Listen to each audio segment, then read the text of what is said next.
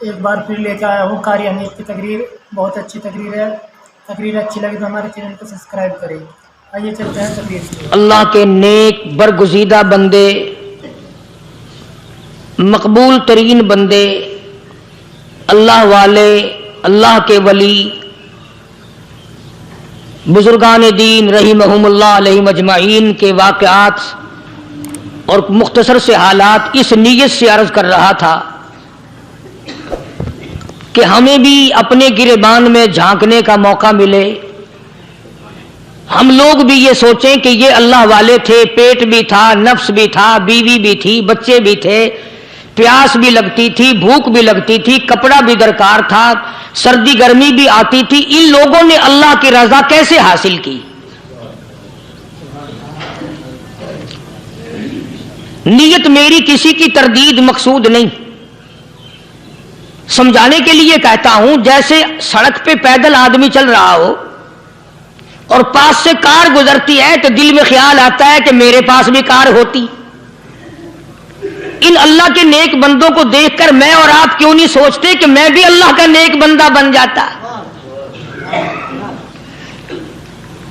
کوٹھی بنگلہ دیکھ کر، لمبا چوڑا کاروبار کارخانہ دیکھ کر آدمی کے دل میں آتا ہے یارو یہ کارخانے دار ہے، میں اس کا مزدور ہوں. تیرے دل میں یہ بات کیوں نہیں آتی کہ میں نماز بھی نہیں پڑھتا اور فلانا ساری رات سویا ہی نہیں؟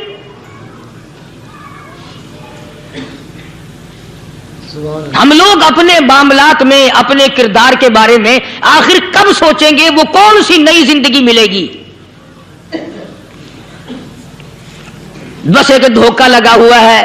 او جی میں تو گناہگار ہوں میرا کیا، او جی میں تو گناہگار ہوں میرا کیا. یوں کرتا کرتا ہی مر جائے گا، توبہ نہیں کرنی.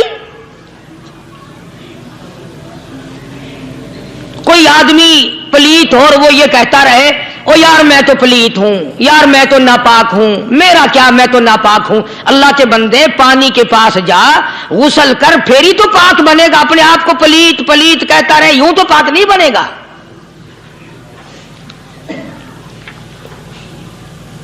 یہ اللہ والے جو ہوتے ہیں آدمی کے اندر کو ٹھیک کرتے ہیں. جیسے ڈاکٹر کہتا ہے کہ اگر بلڈ پریشر کے مریض ہو تو نمک نہ کھاؤ، شوگر کے مریض ہو تو میٹھا نہ کھاؤ، بادی کے مریض ہو تو آلو نہ کھاؤ. اللہ والا کہتا ہے اگر تمہارے اندر شرک کی بیماری ہے تو خدا کے دروازے کے سوا کہیں نہ جاؤ. اللہ والے اندر کا علاج کرتے ہیں، روحانی علاج کرتے ہیں، اس بیماری کا علاج کرتے ہیں جو قبر میں کام آئے گی. جب اللہ والوں کی مجلس میں بیٹھو گے تو وہ تمہیں یہ بتائیں گے کہ نبی کی سنتوں کے پھول چھوڑ کر بدعت کے کانٹوں کی طرف نہ جاؤ.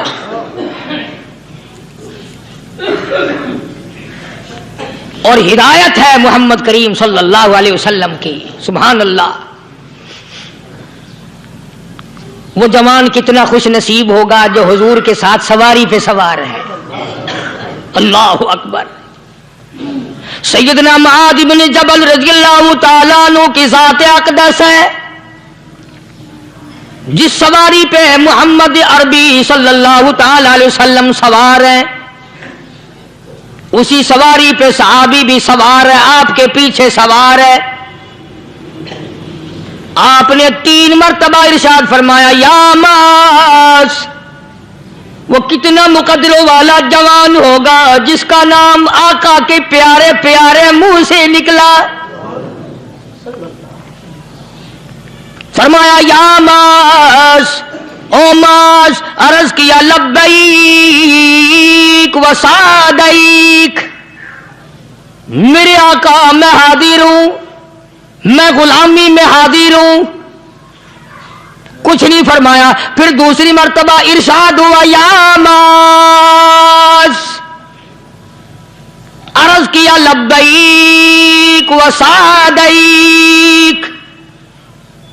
کالی کملی والے میں تیری خدمت میں حاضر ہوں، میں غلامی میں حاضر ہوں. تیسری مرتبہ پھر فرمایا یا معاذ. سمجھے آپ؟ یہ تو حضور کو پتا تھا کہ میری آواز اس نے پہلی دفعہ میں ہی سن لی، پکار رہا ہے میں حاضر ہوں.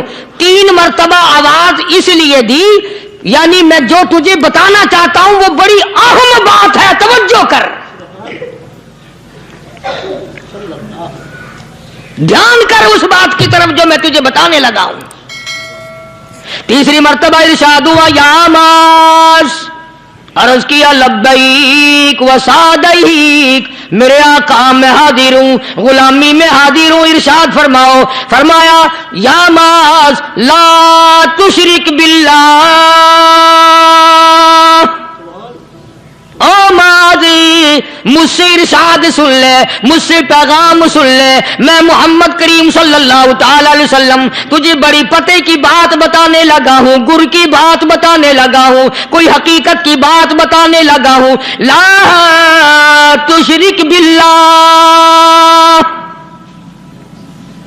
او میرے جوان، میرے صحابی، او معاذ، اللہ کی ذات میں، اللہ کی صفات میں کسی کو شریک نہ ٹھہرانا۔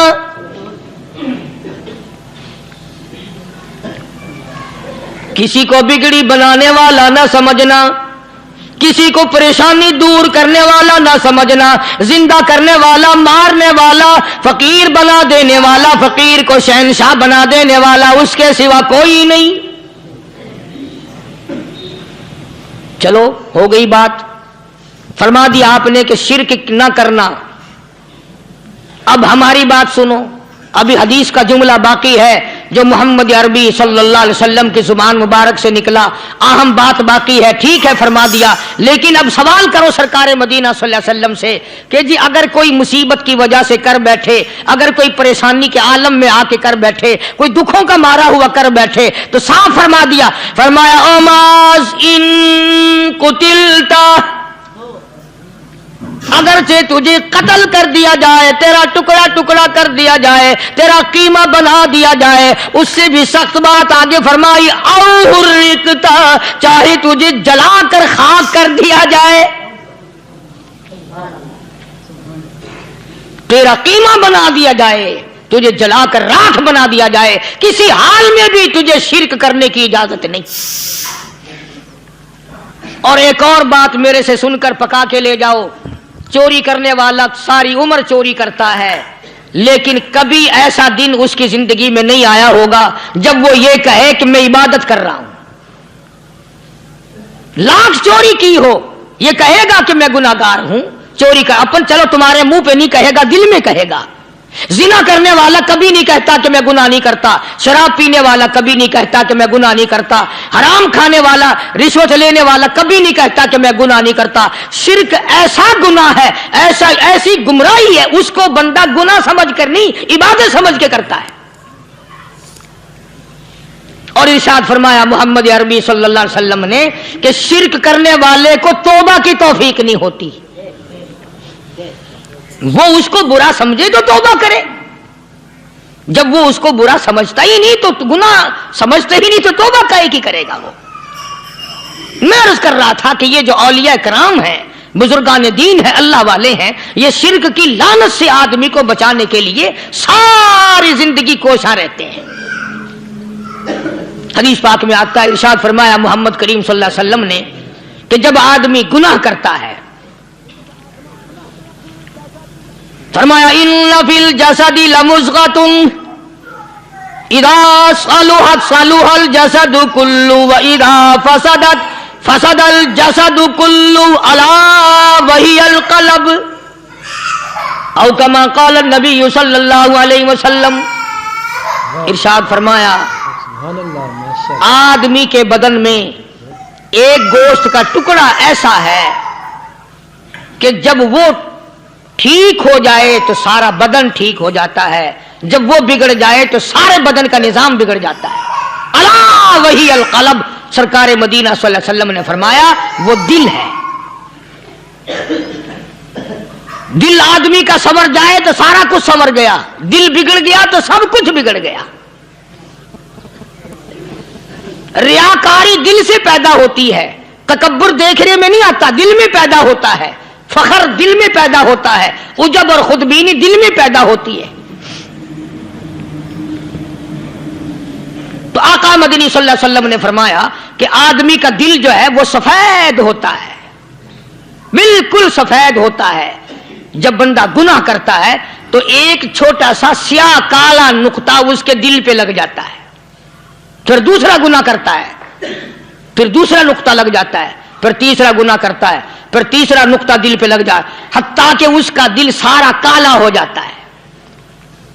اور جب سارا دل کالا ہو جاتا ہے تو اس کے دل کے اندر پھر حق سمجھنے کی گنجائش نہیں رہتی، پھر وہ اتنا بگڑتا ہے کہ خلاف شرع کام کو وہ عبادت کہتا ہے، پھر وہ ڈھول دھماکے کو عبادت کہتا ہے، پھر وہ چمٹا کھڑکانے کو عبادت کہتا ہے، پھر وہ نشہ کرنے کو عبادت کہتا ہے، پھر وہ نماز نہ پڑھنے کو عبادت کہتا ہے، پھر وہ قرآن کے قریب نہ آنے کو عبادت کہتا ہے۔ حالانکہ بزرگوں کا یہ طریقہ کار نہیں۔ سائیں توکل شاہ صاحب سبقت رحمت اللہ علیہ، امبالے شہر میں مزار ہے، حضرت کے واقعات میں لکھا ہے کہ جب کوئی عالم، جب کوئی قاری، جب کوئی بزرگ قرآن پڑھتا یا کچھ بیان کرتا، اگر قرآن پڑھتا غلطی کرتا، ہاں یہ بات سمجھ لو کہ سائیں شاہ صاحب جو تھے ان پڑھ تھے، عالم نہ تھے، پڑھے ہوئے نہیں تھے، لیکن اگر کوئی قرآن کی آیت غلط پڑھتا تو سائیں شاہ صاحب جو تھے وہ کہتے کہ تو نے غلطی کی ہے، اور اگر کوئی حضور کریم صلی اللہ علیہ وسلم کی حدیث پاک پڑھتا اس میں کوئی غلطی کر دیتا تو شاہ صاحب فرماتے کہ تو نے غلطی کی ہے۔ تو ایک دن مولویوں نے، عالموں نے، قاریوں نے مشورہ کر لیا اور کہنے لگے آؤ شاہ صاحب سے پوچھیں گے کہ ان کو، یہ پڑھے ہوئے تو ہے نہیں، ان کو پتہ کیسے چلتا ہے، آیت غلط پڑھی گئی یا حدیث پاک غلط پڑھی گئی، ان کو پتہ کیسے چلتا ہے؟ تو اللہ والے کی خدمت میں پہنچے اور جا کے یہ سوال کر دیا، اللہ والے سے یہ سوال کر دیا۔ آپ سب سبحان اللہ کہو تو میں آگے جواب بتاؤں۔ اللہ اکبر، اللہ اکبر، کیا شان ہے اللہ والوں کی۔ فرمایا تم نہیں جانتے جب کوئی قاری قرآن صحیح پڑھتا ہے، عالم حدیث پاک صحیح بیان کرتا ہے، میں دیکھتا ہوں، میری آنکھوں کو نظر آتا ہے، اس کے سر سے لے کر آسمان تک نوری فرشتوں کی قطار بند جاتی ہے، اور جب وہ غلطی کرتا ہے تو وہ قطار ساری رخصت ہو جاتی ہے، وہ قطار ساری چھٹی کر جاتی ہے، میں سمجھ جاتا ہوں کہ کوئی غلطی ہوئی ہے۔ یہ ہے اللہ والوں کی باتیں جو ہم لوگوں کے کام آنے والی ہیں، جو ہمارے سوچ و بچار کی ہیں، جو ہمارے کرنے کی ہیں، کہ کتنے دن ان حضرات کو فاقے کرنے پڑے، مصیبت جھیلنی پڑی، پریشانی اٹھانی پڑی تو پرواہ ہی نہیں کرتے تھے۔ مخلوق سے سوال کرنا ان حضرات کے یہاں بہت بری بات تھی، بلکہ نفحۃ الیمن ایک عربی کورس کی کتاب ہے، درس میں پڑھائی جاتی ہے عربی مدرسوں میں۔ ہم نے جب سبق پڑھتے تھے تو ایک واقعہ پڑھا تھا کہ کسی پہاڑ کی غار میں ایک اللہ والا رہتا تھا اور اللہ اللہ کرتا تھا، ہر وقت اللہ کی طرف سے کھانا آ جاتا تھا اور وہ کھا لیا کرتا تھا۔ تو خدا امتحان بھی کرتا ہے، آزمائش بھی کرتا ہے، دعا کیا کرو اللہ ہماری آزمائش نہ فرمائے، ہم لوگ آزمائش کے قابل کہاں ہیں۔ تو اللہ پاک نے جب اس اللہ والے کی آزمائش فرمائی تو 3 دن تک کھانا نہ آیا، 3 روز تک کھانا نہیں آیا۔ جب نہیں آیا تو بھوک نے ستایا، اور جب بھوک نے ستایا تو پریشانی ہوئی، اور جب پریشانی ہوئی تو دل میں خیال آیا کہ اب میرے لیے سوال کرنا جائز ہو گیا، اب تو میں بالکل بھوک نے تنگ کر دیا مجھے۔ تو پہاڑ سے نیچے اترے اور جا کر کے ایک مکان پہ سوال کر دیا، اور سوال یہ کیا کہ اللہ نام پہ مجھے کھانا چاہیے۔ ان گھر والوں نے 3 روٹیاں دے دی، ان گھر والوں نے 3 روٹیاں دے دی، اور یہ اللہ کا ولی لے کے چل دیا۔ تو جس گھر سے 3 روٹیاں ملی تھی ان کے یہاں ایک کتا بھی تھا، وہ اس ولی کے پیچھے پیچھے لگ گیا اور بھونکار قریب تھا کہ کاٹ کھائے پھاڑ کھائے۔ اللہ کے ولی نے سوچا کہ یہ تو بڑا ظالم کتا پیچھے لگ گیا، 1 روٹی اس کو پھینک دوں، 2 مجھے کافی ہو جائیں گی، یہ پڑا اس کی ہلے لگ جائے گا، مشغول ہو جائے گا، میں نکل جاؤں گا۔ یہ کتاب کی بات ہے، حدیث کی نہیں. تو نفحۃ الامل کتاب میں واقعہ یوں لکھا کہ کتا ایک روٹی کھا کے پھر بھاگ کے اس ولی کو مل گیا اور بہت بھونکار کاٹنے کے قریب ہوا. تو پھر اللہ کے ولی نے سوچا کہ یار ایک ہی روٹی کافی ہو جائے گی، یہ تو پھر ظالم پیچھے ہو گیا. اس نے دوسری روٹی بھی اس کو پھینک دی. اللہ کی شان، کتا دوسری روٹی کھا کر کے پھر ولی کے پیچھے پیچھے. اس نے سوچا ایسی روٹیوں سے تو یوں ہی بھلے، وہ تیسری بھی پھینک دی. کتے نے تیسری بھی کھا لی اور جب تیسری روٹی کھا کے کتا بھونکا، اب ولی کھڑا ہو کر غصے میں آ گیا اور کہنے لگا او کتے تجھے شرم نہیں آتی؟ عربی کا لفظ ہے وَمَا عَدِيمُ الْحَيَا، اور بغیرت کمینے، تیرے مالک نے 3 روٹیاں دی تھی، جس دروازے پہ تو رہتا تینوں کھا لی پھر بھی بھونکتا ہے. 3 روٹیاں میں نے تجھے دے دی پھر بھی بھونک رہا ہے. تو یوں لکھا اس کتاب میں کہ اللہ پاک نے کتے کو بھی زبان دی اور وہ یہ کہنے لگا کہ ولی صاحب ذرا ٹھہرو، خود فیصلہ کرو، تم بے غیرت ہو یا میں بے غیرت ہوں. فیصلہ جناب کریں، میں کتا ہوں آپ ولی ہیں. جنت کے کھانے کھائے، ارے 3 دن نہ ملا تو آدمی کے دروازے پہ آ کے ماتھا گھسایا، جھولی پھیلائی، بھیک مانگی، مجھ سے قسم لے لو میں کتا ہوں. کئی مرتبہ 8 دن ٹکڑا نہیں ملتا، قسم لے لو اس دروازے کے سوا کبھی کسی دوسرے دروازے پہ نہیں گیا میں.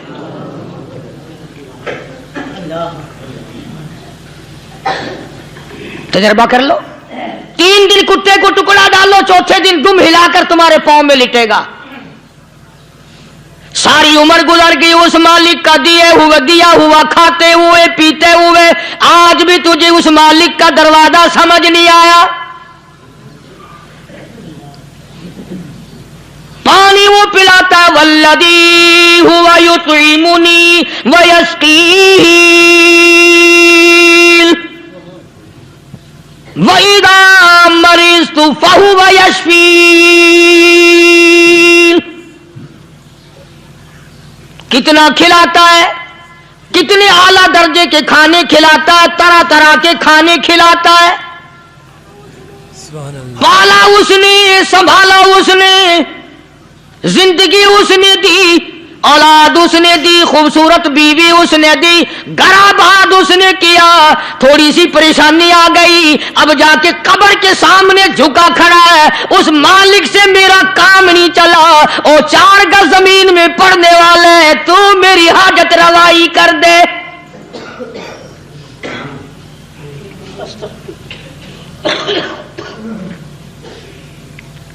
کون سے ولی نے یہ تعلیم دی، کون سے ولی نے یہ ترغیب دی؟ خواجہ قطب الدین بختیار کاکی رحمت اللہ علیہ، بابا فرید الدین شکر گنج رحمت اللہ علیہ کا پیر ہے. اتنے اللہ والے لوگ تھے، اتنے اللہ والے لوگ تھے. خواجہ قطب الدین بختیار کاکی رحمت اللہ علیہ کا آخری وقت دلی شہر میں آ گیا.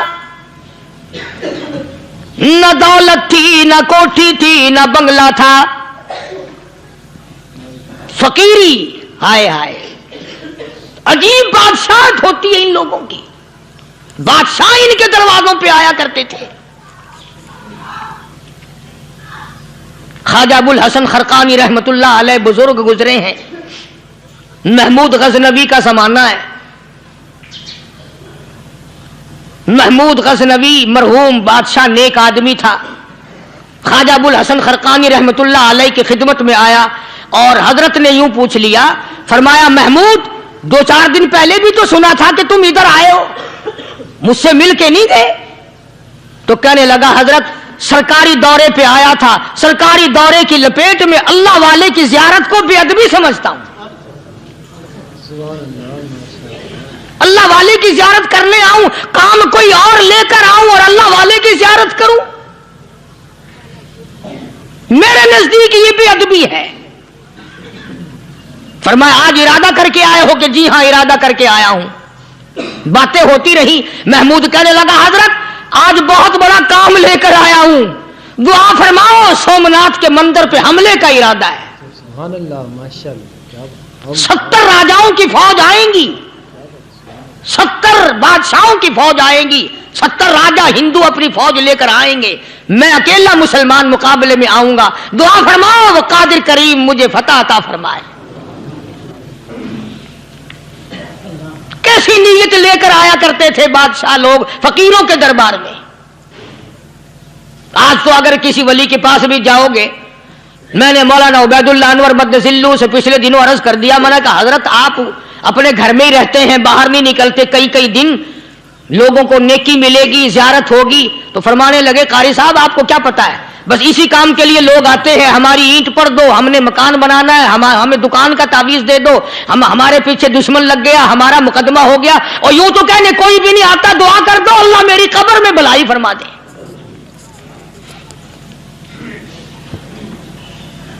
تو محمود غزنوی نے خواجہ ابوالحسن خرقانی سے درخواست کی کہ آپ دعا فرمائیں۔ اللہ والے نے دعا بھی فرمائی اور اپنا مسلح دے دیا۔ یوں فرمایا محمود جب مشکل وقت آ جائے اس مسلح پہ کھڑے ہو کر 2 رکعت نماز ادا کرنا۔ پتہ چلا کہ اللہ کی مدد جو ہے وہ نماز کے ساتھ ہے۔ میں تمہیں بھی بتاتا ہوں، ولی تو میں نہیں، جب بھی کوئی پریشانی آئے، جب بھی کوئی تکلیف آئے، فرمایا استعینوا بالصبر والصلاۃ، نماز پڑھو انشاءاللہ آسانی ہوگی، صبر کر نماز پڑھ، ان اللہ مع الصابرین،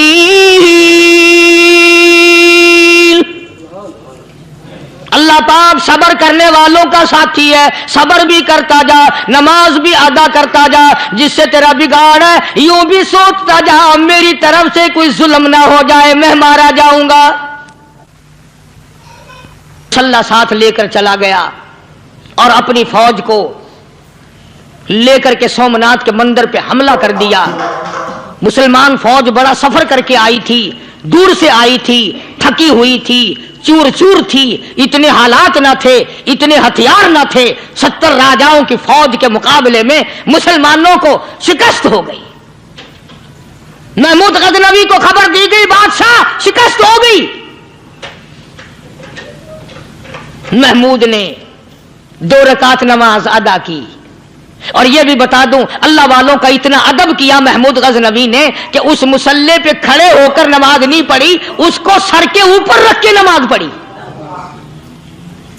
مسلح اللہ والے کا سر پہ رکھ لیا اور نماز پڑھی خدا کے حضور میں، اور پھر سر سجدے میں رکھ دیا۔ میرے پروردگار بے نیاز خالق و مالک، میں گناہگار سہی، میں سیاکار سہی، میں تیرا بندہ ہوں، او میرے مولا مقابلہ کفر سے ہے، حق پرستوں کی نہ کی تو نے گر دل جوئی نہیں، تانا دیں گے بت کے مسلم کا خدا کوئی نہیں۔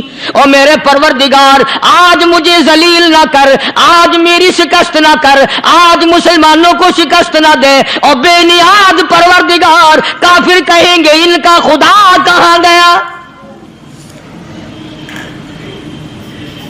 بس محمود غزنوی نے اللہ کے حضور میں نماز ادا کی اور دامن پھیلایا اور سر سجدے میں رکھا، وہ اطلاع ملی کہ شکست فتح میں بدل گئی۔ چنانچہ جمعے کا خطبہ محمود غزنوی نے سومناتھ کے مندر کے اندر دیا۔ اس قدر اللہ والوں کو دلچسپی تھی ان معاملات سے کہ قوم کے لیے بھلائی ہو، ملک کے لیے بھلائی ہو، عوام کے لیے آخرت کی دنیا کی بھلائی مقصود تھی۔ خواجہ قطب الدین بختیار کاکی رحمت اللہ علیہ دلی شہر میں رہتے ہیں، بادشاہوں کا زمانہ ہے۔ اللہ اللہ کیا عجیب لوگ تھے۔ آج تو اچھے بھلے دیندار طبقہ نماز پڑھانے والوں کو نماز کے، غسل کے، وضو کے مسائل معلوم نہیں۔ دوستو ایسا وقت تھا سلطان صلاح الدین خلجی رحمت اللہ علیہ کو بادشاہ ہو کر عربی کی بہت بڑی 4 جلدوں میں کتاب ہے ہدایہ، ہدایہ بادشاہ صلاح الدین خلجی کو زبان نہیں آتا، اتنی بڑی عظیم کتاب زبان نہیں آتی. وہ بادشاہ بھی ہوا کرتے تھے اور ولی بھی ہوتے تھے. سلطان عالمگیر رحمت اللہ علیہ بہت بڑا بادشاہ ہو کر، اورنگزیب ہے، عالمگیر ہے، اتنا بڑا عظیم بادشاہ، مگر حضور کریم صلی اللہ علیہ وسلم کی 5000 حدیث پاک اس بادشاہ کو زبان نہیں آتی. اور قرآن کا حافظ تھا، قرآن کا قاری تھا، قرآن کا عالم تھا، قرآن کا مفسر تھا، ولی بھی تھا، بادشاہ بھی تھا، اللہ والا بھی تھا.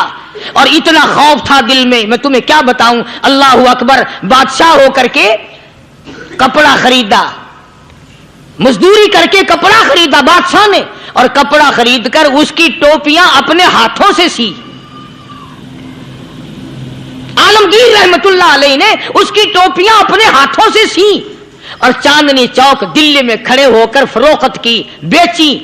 6-7 روپے جمع کر کے ایک تھیلی میں بند کر کے اوپر لکھا عالمگیر کا کفن ان پیسوں سے خریدا جائے. کبھی ہم نے بھی سوچا جو رشوت مارنے والا آدمی ہے، بتاؤ اس کے لیے کفن کہاں سے اچھے پیسے تلاش کر کے لایا جائے گا؟ رشوت کا ہی کفن ملے گا نا. جو آدمی ملاوٹ کر کے پیسے کماتا ہے، فنکاری کر کے پیسہ کماتا ہے، دغا اور فریب کر کے پیسے کماتا ہے، تو آج ہمارا کفن بھی صحیح نہیں، کفن بھی دغا والا، فریب والا، ملاوٹ والا. بلکہ تم تو کہتے ہو کہ آج کل کھانے کے لیے خالص کچھ نہیں ملتا. میں کہتا ہوں میت کو غسل دینے کے لیے پانی خالص نہیں ملتا. یہ جو ہم موٹریں نل کے لگاتے ہیں، یہ پیسے کون سے ہمارے خالص ہیں؟ جو صابن میت کو مل رہی ہیں کون سے پیسوں کا خریدا ہوا ہے؟ جو خوشبو میت کو لگ رہی ہے کون سے پیسوں کی خریدی ہوئی ہے؟ جو کفن پڑ رہا ہے وہ کیسے پیسوں کا کفن ہے؟ اور میں آگے بڑھ کر کے کہتا ہوں جو کندھوں پہ اٹھائے جا رہے ہیں وہ کون سے کتب ہیں، کون سے ابدال ہیں؟ جس نے میت کو غسل دیا ہے کبھی معلوم کیا کہ وہ کتنا بڑا نیک آدمی ہے؟ یہ تو ہمارے آخری وقت کا حال ہے، اور اس طرف کسی کا دھیان نہیں، سوچ نہیں، بچار نہیں. قطعی طور پر اندھے ہو جاتے ہیں. او میاں ٹھیک ہے جو کچھ ہو رہا ہے. اچھا ایک بات عرض کروں، اللہ تبارک و تعالیٰ کے یہاں جب ہم جائیں گے، اگر اور سارے معاملات کو چھوڑ دو، اللہ پاک یہی پوچھ لے کہ میاں یہ کفن جو پہن کے آیا یہ کیسا ہے؟ یہ جو کفن پہن کے آیا یہ کیسا؟ ہم کیا جواب دیں گے؟ بادشاہ عالمگیر رحمت اللہ علیہ نے تھیلی پہ لکھ کر کے بند کر کے رکھ دیا، جب میرا انتقال ہو جائے، میری موت آ جائے، جب میں دنیا سے رخصت ہو جاؤں، جب میں دنیا سے چلا جاؤں، میرا آخری لباس جو میں نے ساتھ لے کے جانا ہے، وہ شادی کے جوڑے دنیا تیار کرتی ہے، سفر کے جوڑے دنیا تیار کرتی ہے، غیر ملکوں میں جانے کے لباس دنیا تیار کرتی ہے، ادھر ادھر جانے کے لیے، تقریبوں میں جانے کے لیے جوڑے لباس پوشاک دنیا تیار کرتی ہے. اور میں کہتا ہوں لوگوں، قبر کی پوشاک ہم کب تیار کریں گے؟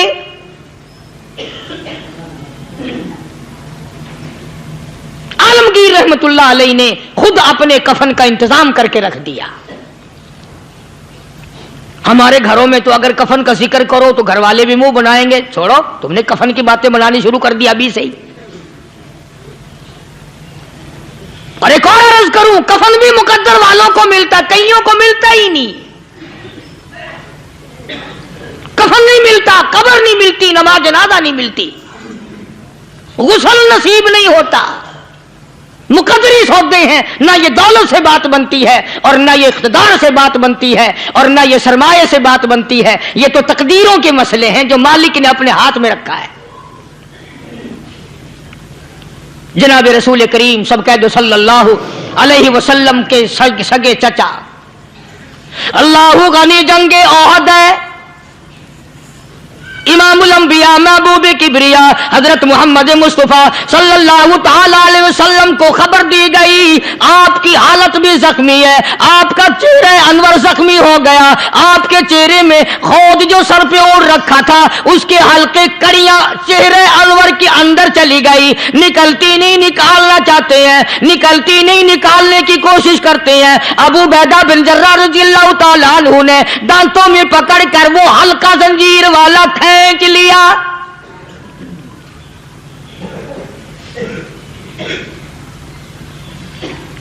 اللہ غنی, ادھر خون کا پھوارا چھوٹا, خون کا پھوارا چھوٹا. واہ واہ کیا بات ہے. اللہ, ماشاءاللہ کیا بات. عرش الہی سے آواز آئی, جبریل. پل جھپکنے کے برابر جبریل ساری دنیا کا نظام طے کر سکتا ہے. توجہ, اللہ نے آواز دی, جبریل. عرض کیا حضور. فرمایا یاد رکھ, اگر میرے محبوب کا خون زمین پہ گر گیا تو پھر تو جبریل کا آئے گا.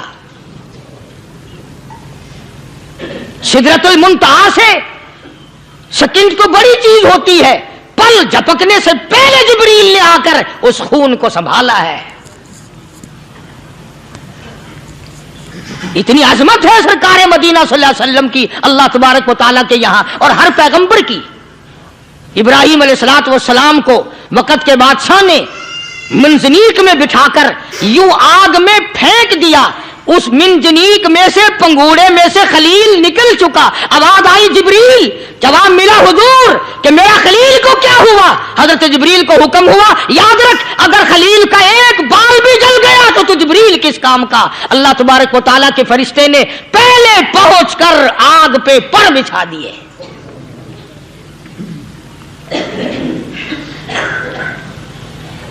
یوسف علیہ الصلوۃ والسلام کو بھائیوں نے کنویں میں پھینکا. اب بتاؤ, کنواں کوئی 100-200 گز یا 100-200 میل تو لمبا نہیں ہوتا.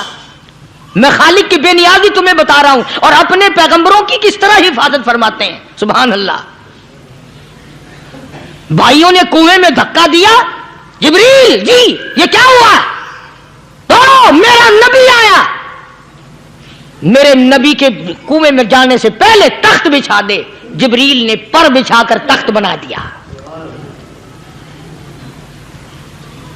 وہ تو یوں بچاتا ہے, وہ تو یوں سنبھالتا ہے. ابو عبیدہ بن جراح رضی اللہ تعالی عنہ نے سرکار مدینہ صلی اللہ علیہ وسلم کے چہرے انور میں سے وہ جو زنجیر کڑی کھینچی, اللہ اللہ, ابو عبیدہ کے 2 دانت نیچے کے, 2 اوپر کے, 4 دانت نکل گئے. آج ہمارے دانتوں کو کیڑے کھا جاتے ہیں, کھوکھریں بن جاتی ہیں, نکل جاتے ہیں. ابو عبیدہ تو کتنا خوش نصیب جوان ہے, تیرے 4 دانت تو نکل گئے, پر حضور صلی اللہ علیہ وسلم کی تکلیف کو تو نے دور کیا. یعنی آقا کی خدمت کرتے ہوئے ابو عبیدہ کے دانت نکل گئے. ادھر اپنی تکلیف ہے, ادھر پتا چلا کالی کملی والے صلی اللہ تعالی علیہ وسلم تیرے چچا کا حال ٹھیک نہیں. جناب امیر حمزہ رضی اللہ تعالیٰ عنہ کو شہید کر دیا گیا, کپڑے بھی اتار لیے گئے. حضور کریم صلی اللہ علیہ وسلم بڑا صدمہ پہنچا, بڑا رنج پہنچا. ایک بات کرتا ہوں, توجہ کر کے لکھ کے لے جاؤ, کام آئے گی. بیٹیوں کو بتاؤ, بہنوں کو بتاؤ. سرکار کی نظر پڑی, سرکار کی نظر پڑی. حضرت صفیہ رضی اللہ تعالی عنہ, حضور کی بوا, حضور کی پھوپھی, حضرت زبیر رضی اللہ تعالی عنہ کی اماں, امیر حمزہ رضی اللہ تعالی عنہ کی بہن دوڑی دوڑی آتی ہے. پتا چلا نا مدینے میں کہ بھائی کا حال ٹھیک نہیں, شہید کر دیا گیا. عورت ذات دوڑی دوڑی آئی. حضور نے فرمایا, زبیر کون عورت ہے, جا کے روکو, لاش کا حال ٹھیک نہیں, کپڑے پھاڑے گی, جزا فضا کرے گی, میں نے سنا ہے لاش کا حال ٹھیک نہیں ہے. حضرت زبیر نے آ کے روکا, قریب آ کر پہچان لیا, حضرت زبیر کی اماں تھی. انہوں نے کہا اماں اجازت نہیں, آگے نہ جاؤ. حضرت صفیہ عرب کی تکڑیم آئی, مارا غصہ زبیر کو, او پرے پھینک دیا. کہنے لگی ہٹ ایک طرف, میں اپنے بھائی کو دیکھنے نہ جاؤں. زبیر کو تو مکہ مار کے پرے پھینک دیا. اور لوگوں तवज्जो करो, गुलाम आप भी बनते हैं, गुलाम मैं भी बनता हूं. खुदा की कसम टाइम पे गुलामी का पता चलता है. फिर जुबैर कहने लगा अम्मा हुजूर ने मना फरमाया, आगे ना जा, हुजूर ने मना फरमाया. खुदा की कसम जिम्मेदारी से कहता हूं, उलमा ने लिखा है हजरत सफिया ने जो पैर कदम आगे रखने के लिए उठाया हुआ था वो आगे नहीं रखा, पीछे हट के रखा है. मेरे नबी के फरमान के खिलाफ ना हो जाए, मेरे नबी के इरशाद के खिलाफ ना हो जाए. अगर खिलाफ हो गया तो मैं मारी जाऊंगी. और वहीं रुक गई, कहने लगी और जुबैर बेटे जाओ, मेरे महबूब सरकार मदीना सल्लल्लाहु ताला अलैहि वसल्लम से जाके कहो मैंने लाश का हाल सुन लिया है, मुझे सब कुछ पता चल गया है. जाके कहो बेशक मैं औरत हूं लेकिन घबराऊंगी नहीं. जब से मैंने तेरा कलमा पढ़ा है मैंने सब्र करना भी सीख लिया है.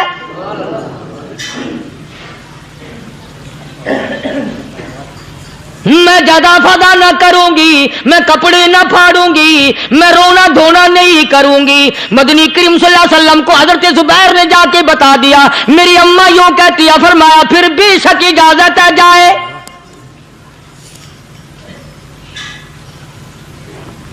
आज की कोई माई होती इतना हाल देखकर भाई का ना जाने हार्ट फेल हो जाता. सफिया ने आके देखा अपने भाई सैयदना अमीर हमजा के दोनों कान नहीं, नाक नहीं, लब नहीं, 11 टुकड़े हुए पड़े.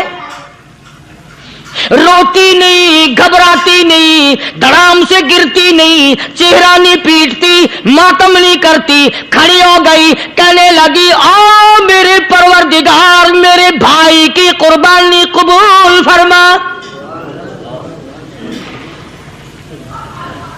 मेरे भाई की कुर्बानी के सदके में मेरा भी बेड़ा पार कर दे. और खबर तो मिल गई थी ना कि कपड़े भी उतार कर ले गए, बगल में से 2 चादरें निकाली हैं, बगल में से 2 चादरें निकाली कि मेरे भाई को कफन दे देना. यूं जो नजर पड़ी एक अंसारी नौजवान रज़ियल्लाहु ताला अन्हु, वो भी नंगा पड़ा है, काफिर उसको भी शहीद करके गिर गए. मुसलमानों जरा अंदाजा लगाओ, ये भी मुसलमान थे, ये भी नबी के आशिक थे, ये भी दीवाने थे. ऐसे वक्त में भला ऐसी बात किसको सूझे. माँ जाया भाई हो, सगा भाई हो, अच्छी मोहब्बत और ताल्लुक हो बहन भाई का. और सैयद शुहादा हुजूर ने फरमाया हो वो नंगा पड़ा है, 11 टुकड़े हुए पड़े हैं. ऐसे वक्त में ऐसी बात कौन सोचे. सफिया कहने लगी लोगों एक चादर उस भाई को दो जो मेरी मां के पेट से पैदा हुआ, एक चादर इस भाई को दो जो मोहम्मद के कलमे ने मेरा भाई बना दिया है, जो मेरे नबी ने मेरे के कलमे ने मेरा भाई बना दिया है. कल कयामत में खुदा ये ना फरमा दे सफिया कफन देने आई, खैरात देने आई तो अपने को दे के चली गई. अब उनमें एक चादर है छोटी और एक है बड़ी.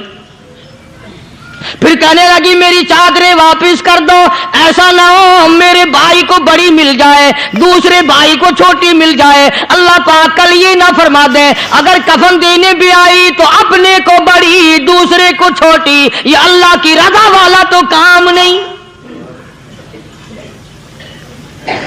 कुर्रा अंदाजी की सगे भाई सैयदना अमीर हमजा रज़ियल्लाहु ताला अन्हु के हिस्से में छोटी चादर आई और उस अंसारी जवान के हिस्से में बड़ी चादर आ गई. चुनाचे जब मोहम्मद अरबी सल्लल्लाहु ताला अलैहि वसल्लम तशरीफ लाए तो हुजूर को इतना सदमा पहुंचा. मेरी मुस्तकिल कैसेट है सैयदना अमीर हमजा रज़ियल्लाहु ताला अन्हु के उन्वान पर, आप लोग उसे खरीद के सुने.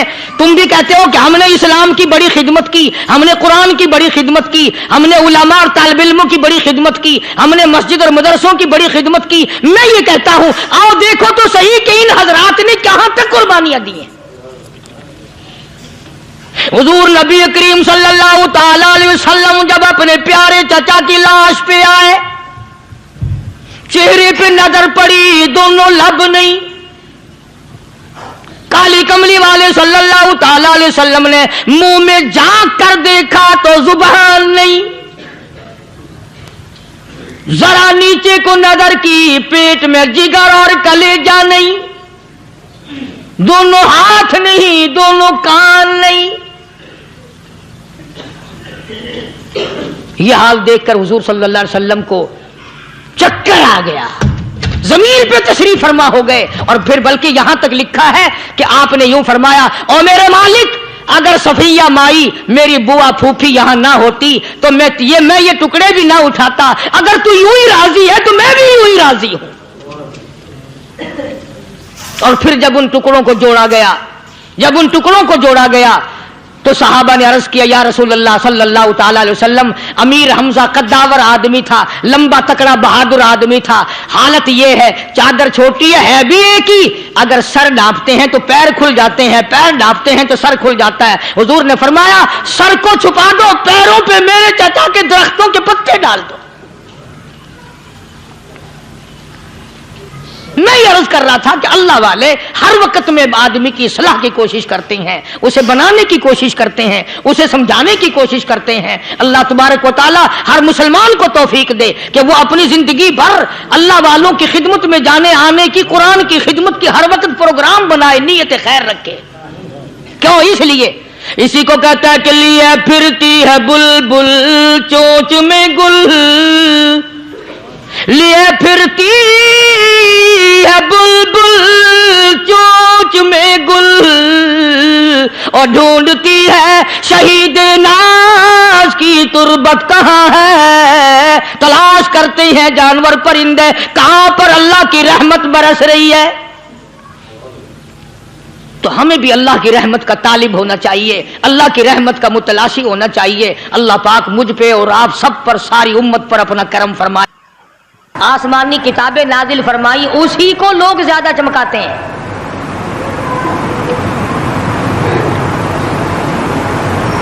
खुदा इस बात को गवारा ही नहीं करता कि मेरी तरफ से बगैर मेरे ऐलान के कोई जर्रा बराबर ऐलान कर सके। वो किसी कलंदर को, किसी मलंग को, किसी को इख्तियार नहीं देता। जिनका खुदा जीता जागता हय्यो कय्यूम कायम दाइम है, वो तो ऐसा है। और जिनका खुदा कभी पैदा होता है कभी मर जाता है, उनकी मैं बात नहीं करता।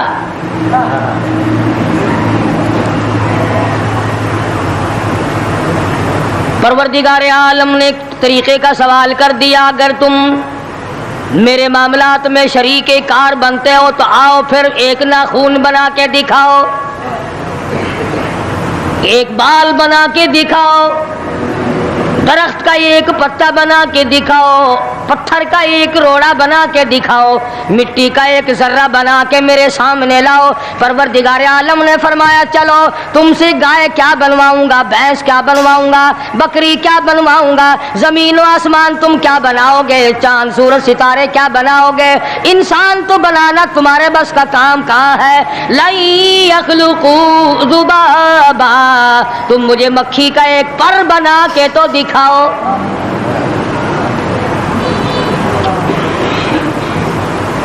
फरमाया, जिसके दिल में तौहीद और ईमान यकीन की दौलत जम जाती है, वो लोग तो दुनिया ही में ईमान का मजा चखते रहते हैं, ईमान की लज्जत आती है।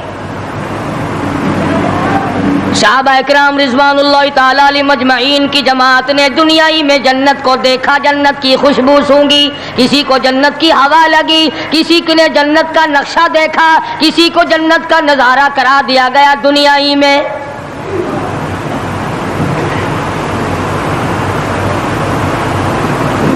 खुश नसीब थे वो लोग जिन्होंने मेहनत से अपनी आखिरत को बनाया, अपनी कब्र को बनाया, अपनी तमाम तर जिंदगी में कभी बेफिक्री से बसर ना की। रात को सोचा, दिन को सोचा, सुबह को ख्याल किया, शाम को ख्याल किया। ये नापायदार जिंदगी है, ये खत्म होने वाली जिंदगी है, इसलिए मुझे दायमी जिंदगी की कुछ तैयारी करनी चाहिए। उन लोगों ने कमाई की और मोहम्मद करीम सल्लल्लाहु ताला अलैहि वसल्लम के साथ रहे। दुनिया में उनको जन्नत के मजे आया करते थे। मन अमिला सालिहम मिन ज़करिन औ उन्सा وَهُوَ مُؤْمِنٌ فَلَنُحْيِيَنَّهُ حَيَاةً طَيِّبَةً. محنت کرنی پڑتی ہے، تکلیف اٹھانی پڑتی ہے، پریشانی جھیلنی پڑتی ہے، جب جا کر کچھ کام بنتا ہے، استقامت کے ساتھ کام بنتا ہے، جہاد فی سبیل اللہ کے ساتھ کام بنتا ہے، گردنیں کٹانے سے کام بنا کرتا ہے، اپنی جانوں کا قیمہ بنوانے سے کام بنا کرتا ہے، پھونک مارنے سے نہ کبھی کام بنا اور نہ آج بن سکتا ہے.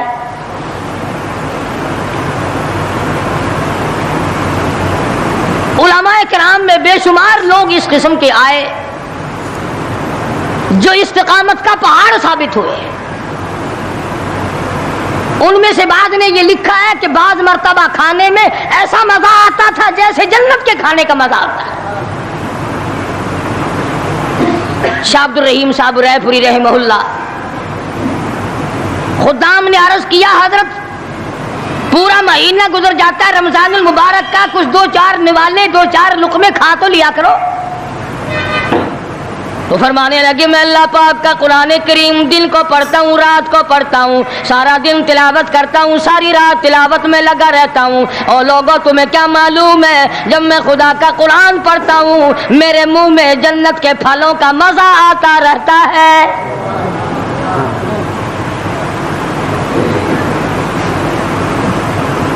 صحابی ہے مدنی کریم صلی اللہ تعالی علیہ وسلم کا، احد پہاڑ کی طرف جا رہا ہے، ایک دوسرا صحابی سامان لے کے لینے کے لیے واپس آ رہا ہے. وہ جانے والا پوچھتا کدھر چلا؟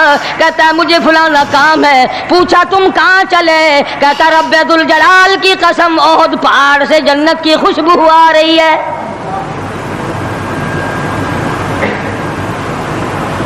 پہاڑ تھے یہ لوگ، ارادے کے استقامت اس قدر مضبوط تھی دنیا کی کوئی طاقت ان لوگوں کو نہیں ہلا سکی. سید عطا اللہ شاہ صاحب بخاری رحمہ اللہ علماء اکرام کی پگڑی تھی، علماء کے آبرو تھے شاہ صاحب، علماء کی عزت تھی. امرتسر میں جلسہ کیا شاہ صاحب نے، اطلاع ملی بہار میں لوگوں نے حسین احمد مدنی کی پگڑی اتار کر جلا دی.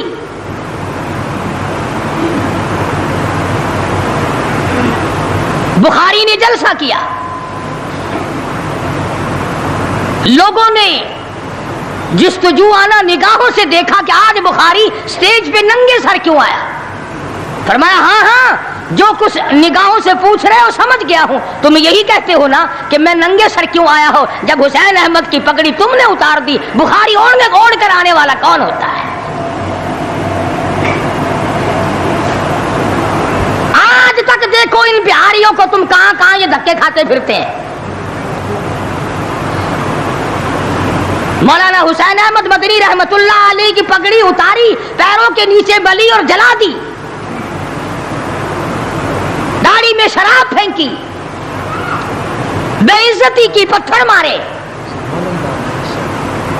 جو سب سے آگے تھا صبح کو تالاب میں نہانے گیا، پیر اوپر ہے سر نیچے ہے، لوگ کہنے لگے بلے بلے اتنا لمبا سانس. بہت دیر ہو گئی، جب آدھا دن گزرا لوگوں نے جا کے دیکھا حضرت دنیا سے تشریف لے جا چکے تھے، وہ مر چکا تھا، پاؤں اوپر سر پانی میں ڈوب کے مر گیا. اس طرح سے غرق کیا خداوند عالم نے. کیا میرے ولی کی توہین کرنے والوں تم بچ کے نہیں جا سکتے.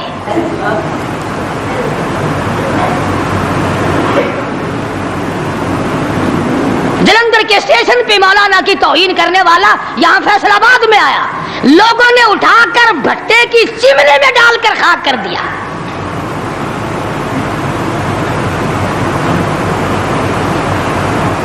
اللہ والوں کی توہین بشرطے اللہ والا ہو،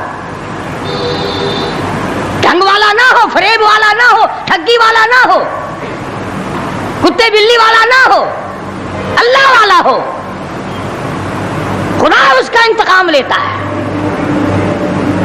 کلکتے میں مولانا ابوالکلام آزاد رحمہ اللہ کی بیگم بیمار ہے. مولانا ابوالکلام آزاد رانچی جیل میں ہے.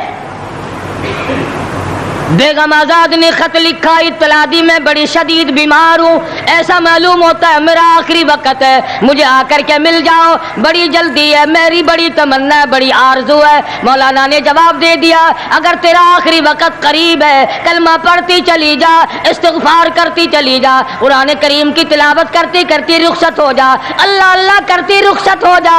میں تجھ سے ملنے کے لیے انگریز ظالم کے سامنے ضمانت کی بھیک مانگنے کو تیار نہیں.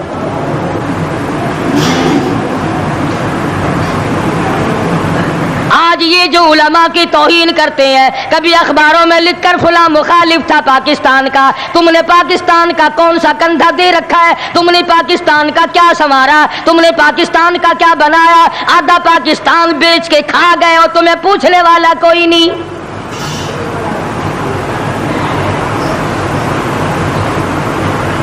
مولانا ابوالکلام آزاد رحمہ اللہ نے جواب دے دیا وہ ایسے خوددار لوگ تھے, وہ ایسے اللہ والے لوگ تھے کہ انہوں نے ظالم کے سامنے ضمانت کی بھیک مانگنے سے انکار کر دیا. اور یہ صرف ایک یہ نہیں, اس قسم کے ہزاروں تھے. مسٹر ٹامسن فرانسیسی مورخ لکھتا ہے دلی کے چاروں طرف, دلی سے آگرہ تک, دلی سے پانی پت تک, دلی سے مراد آباد تک, دلی سے غازی آباد تک, چاروں طرف کم سے کوئی درخت کا ٹہنا ایسا نہ تھا جس پہ کسی عالم دین کی لاش نہ لٹکی ہو.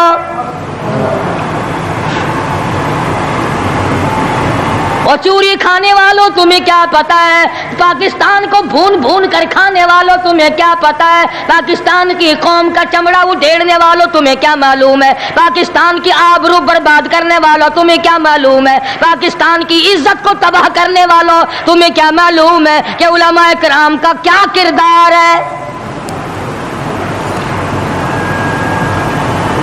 400 عربی مدرسے تھے دلی کے چاروں طرف, ایک بھی طالب علم باقی نہ رہا, نہ ناظم کو رہا, نہ محتمم رہا. تمام کے تمام پڑھنے والے, پڑھانے والے, اساتذہ بھی, طالب علم بھی, تمام کے تمام انگریز ظالم سے ٹکرا کر شہید ہو گئے.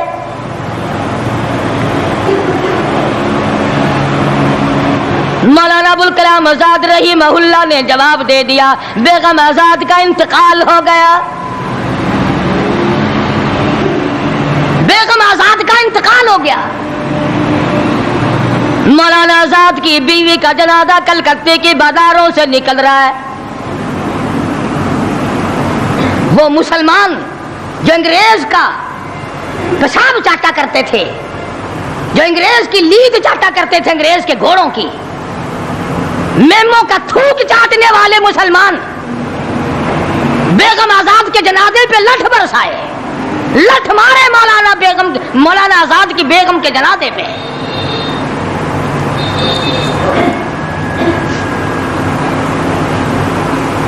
بجائے ایک اللہ والی کے جنازے میں شرکت کرتے. آج بھی یہ اخباروں والے کبھی کہتے ہیں ہندوستان میں مسلمانوں کے ساتھ یوں ہو رہا ہے, دیوبند میں یوں ہو. تم اپنی تو بات کرو, تمہارے یہاں کیا ہو رہا ہے؟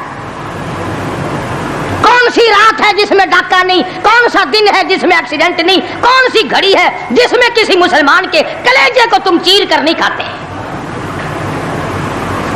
دوسروں کی باتیں کرتے ہو اور تمہارے پاس پیسے حرام کے ہیں, تم اخبار پڑھے بغیر جی نہیں سکتے. اگر 5 روپے کا اخبار ہو جائے گا پھر بھی تم ناشتہ 50 حج کر لو, پھر بھی اخبار سے صبح انشاءاللہ ہوگی تیری. حاجی صاحب صبح قرآن پڑھا کر اخبار قبر میں کام نہیں آئے گا. نرا جھوٹ, نرا بکواس. کوئی ریڈیو کا سر پکڑے بیٹھا ہے, کوئی ساری رات ٹی وی کے سامنے مرے ہوئے کتے کی طرح پڑھ کے گزار دیتا ہے. دوسروں پہ تنقید, دوسروں کو بکواس. مولانا ابوالکلام آزاد رحمہ اللہ کی بیگم کا جنازہ گزر رہا ہے, لوگوں نے لٹھ مارے, مسلمانوں نے مارے, کلمہ گو نے مارے, مسلمانوں کی آل اولاد نے لٹھ چلایا. سید عطا اللہ شاہ صاحب بخاری رحمۃ اللہ علیہ کو پتہ چلا, تیسرے چوتھے دن تشریف لے گئے, بن بلائے گئے. وہاں جا کر کے لوگوں کو للکارا اور فرمایا لوگوں تم نے اس عفیفہ کے جنازے پہ لٹھ چلایا, تم نے اس سیدہ کے جنازے پہ لٹھ چلایا جس کو بے نقاب تو کیا تم نے کبھی با نقاب بھی نہیں دیکھا. لیڈر کی بیوی تھی, عالم کی بیوی تھی, بہت بڑے سیاستدان کی بیوی تھی. کلکتے کے لوگوں نے مولانا ابوالکلام آزاد کی بیوی کو کبھی بغیر پردے تو کیا پردے میں بھی نہیں دیکھا. آج تو جب تک ساتھ لے کر بازار میں سے گزر نہ جاؤ اس وقت تک لیڈری نہیں چمکتی. کم سے کم پتہ تو چلنا چاہیے نا اس کے گھر میں مال کیسا ہے. اور اب تو بلکہ جب نکاح ہوتا ہے تو اسی وقت دلہے دلہن کا اخبار میں فوٹو آتا ہے کہ دلہا کس بھاؤ کا دلہن کس بھاؤ کی ہے. شرم نہیں آتی مسلمان کہلاتے ہوئے. ادھر کی بارات میں بھی حاجی, ادھر کی بارات میں بھی مسلمان اور نمازی. بھئی یہ کیا حرکتیں ہو, ارے بس لڑکے وڑکے ہیں نا, چھوکرے وکروں کے کام ہے یہ. کیا قیامت میں قبر میں گزارا ہو جائے گا یوں ہی؟ اللہ پوچھے گا کہ تم کیا کیا بدماشیاں کیا کرتے تھے. جی ہم تو بڑے نیک آدمی تھے, ہمارے لڑکے بڑے حرامی تھے, وہ یوں کیا کرتے تھے. کیسے کام چلنے لگا. سید عطا اللہ شاہ صاحب بخاری رحمت اللہ علیہ نے للکار کے کہا تم نے اس عفیفہ کی بے عزتی کی, توہین کی, سیدہ کی توہین کی جس نے کبھی تم نے کبھی اس کو بے نقاب تو کیا با نقاب بھی نہیں دیکھا, برقعے کی ساتھ بھی نہیں دیکھا. فرمانے لگی میری نگاہ, میری نظر, میری آنکھ دیکھ رہی ہے کہ تمہاری لاشوں کو کلکتے کے بازاروں میں کتے گھسیٹ رہے.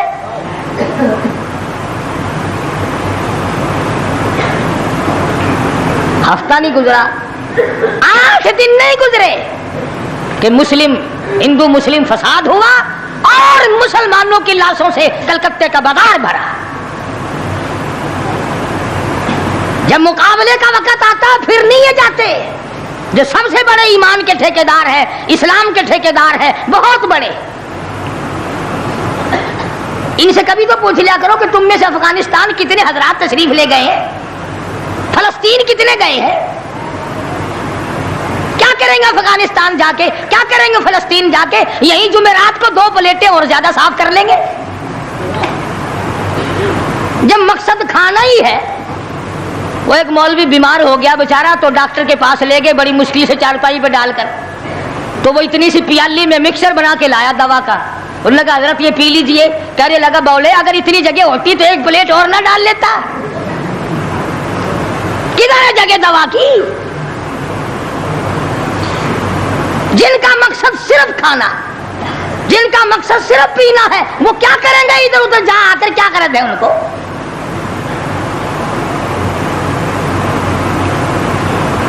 شیخ العربی والا جم حضرت مولانا سید حسین احمد صاحب مدنی رحمت اللہ علیہ جیل میں ہے, انگریز کی مخالفت کرتے ہوئے, دشمنی کرتے ہوئے جیل میں ہے.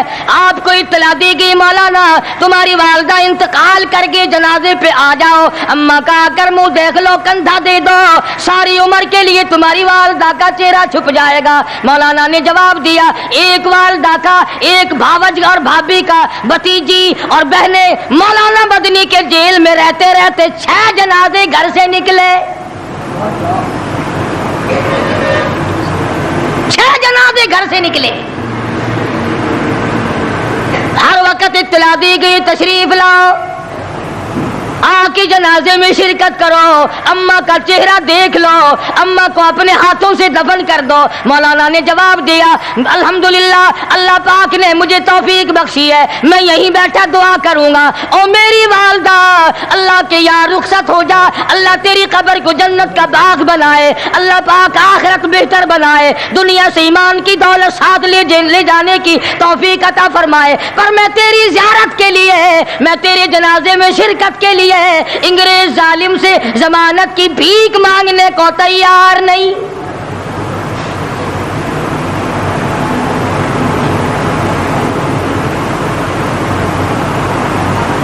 ڈیڑھ سو 125 سال علماء دین انگریز ظالم سے ٹکرائے, مراٹھوں سے ٹکرائے, ڈوگروں.